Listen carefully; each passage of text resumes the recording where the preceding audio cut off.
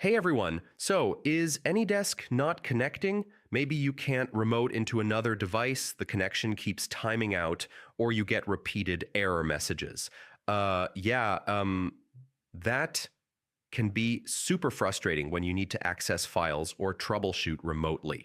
In this video, I'll show you several simple ways to fix AnyDesk connection problems in 2026, and most of these solutions only take a few minutes.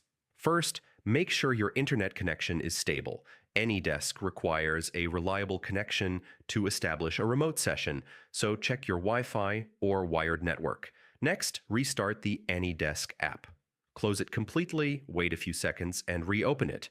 This often fixes temporary connection glitches. Your firewall or antivirus might be blocking AnyDesk. Make sure AnyDesk is allowed through your firewall and any security software. Make sure you're entering the correct AnyDesk address for the remote device. Even a small typo can prevent the connection from working. If you're using a VPN or proxy, it may interfere with AnyDesk connections. Try temporarily disabling it and reconnecting. If the problem persists, reinstall AnyDesk. Uninstall the app, download the latest version from the official website, and install it again.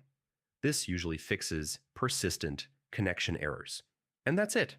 Most AnyDesk connection problems can be fixed by checking your internet, verifying addresses, or reinstalling the app. If this guide helped you, check out more quick tech tutorials on the channel. Thanks for watching, and I'll see you in the next video.